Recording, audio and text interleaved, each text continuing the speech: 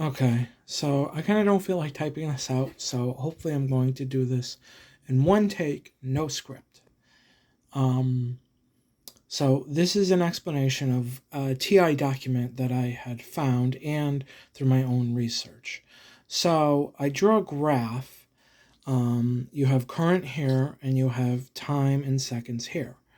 So for all intents and purposes, let's assume that your running current for your micro is 1 milliamp.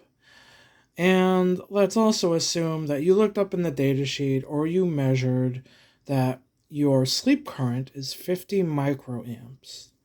Now you have to keep those two numbers in mind. And let's also assume that you keep on your micro for 1 second.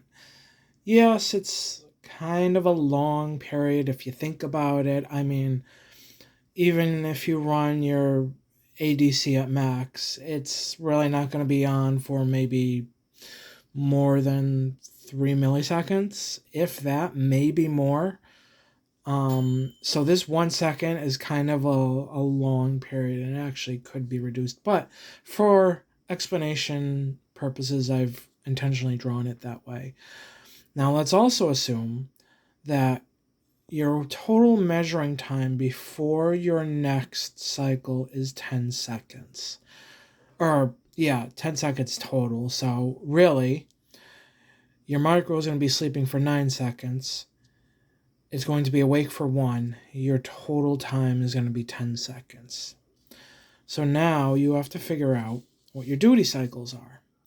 And your duty cycle is basically for your off time over your total time, which is 9 divided by 10. And this number is unitless. It's just a number, and it's 0.9. Your on duty cycle is the same way. It's also unitless, so it's 1 second over 10 seconds, and you get 0.1.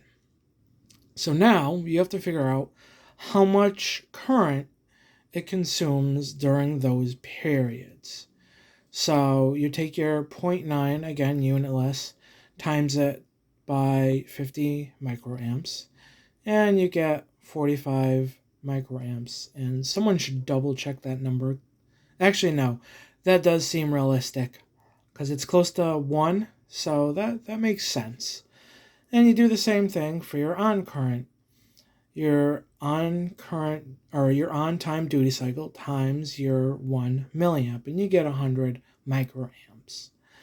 Now, if you remember, this is a little bit of calculus, so you have to remember to add the area under the curve, and you basically just break it up into blocks. So your total current is actually your off current plus your on current, and in this case, it's 145 microamps. Now that's kind of rather high because, again, don't forget, this is exaggerated. In reality, this is probably not going to even be a full second. It's probably going to be a lot less. Like, even if you're doing like one sample per every minute, it's going to be like really, really low. But from these formulas, you could see how your numbers are affected. One is your sleep, your actual currents, your sleep current and your on current, and the amount of time that you're actually in there.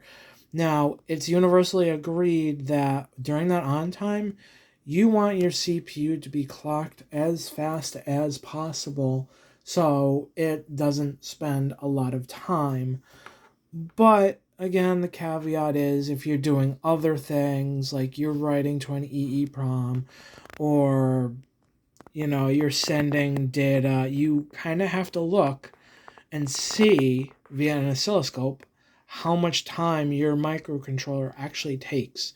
And the easiest way to do that is you could just turn a port on and off and just look on an oscilloscope and set your interval to be like 1 second in between, so you're not waiting like 10 seconds for a signal to appear. You're having it pop up every second, and then you just measure literally your on time, and then there you go. That's kind of how you could kind of figure this out. So hopefully that's a good explanation. Let me know if you have any questions. All right. Good luck.